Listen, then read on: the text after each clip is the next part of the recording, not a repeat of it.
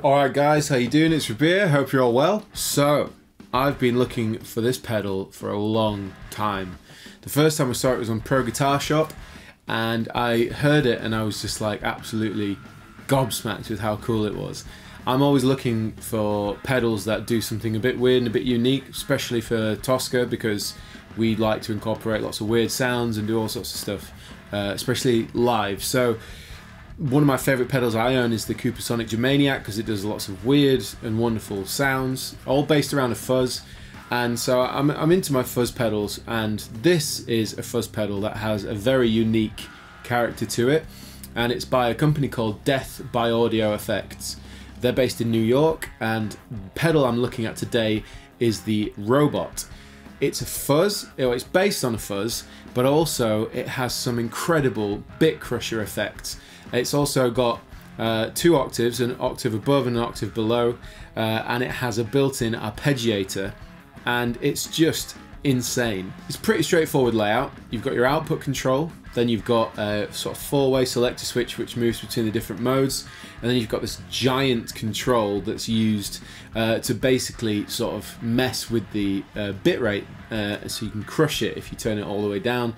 Turn it all the way back up, it's kind of where it would naturally sit, and that's all that's on the pedal. It's mental. And then on the inside there's a little control that changes the intensity of the output for the fuzz, for example, so you can open up the back of it and use a little flathead screwdriver and adjust that to your taste. The guys at Death by Audio sent this pedal across. It's not a paid review or anything like that. I just really keen to try this pedal out, and I couldn't find one anywhere, and so they were kind enough to send one across for me to try.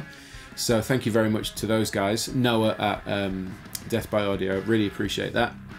But anyway, I thought I would share this with you as well, because if you haven't heard of this company before, and you haven't heard of this pedal before, and you're into weird sounds, then you might enjoy this as much as I certainly do. So I'm going to be trying this out with my Fender Strat. I'm running it into a Victory VX Kraken, and that's being run into the Universal Audio aux box captured by the Apollo 8P. And yeah, basically any reverb and delay you hear is coming from the aux box. But yeah, basically let's just mess around with this pedal and see what kind of weird and wonderful sounds we can get. So we're going to start with just the straight up fuzz sound, and this is it's kind of like a bit of a silicon Velcro-ish style fuzz, but it's very thick, so I'm really quite enjoying it. So here we go.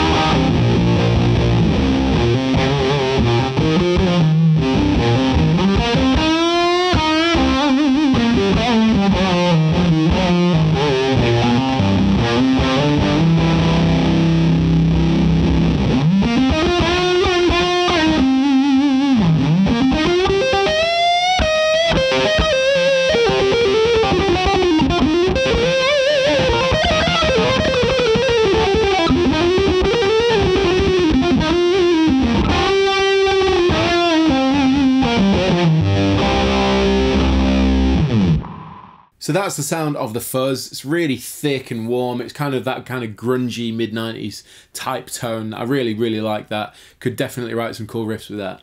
But where it gets interesting is if we start messing around with this sort of bit crush effect. So let me just show you what happens. I'll turn it back on, you'll see what I mean. It's pretty cool.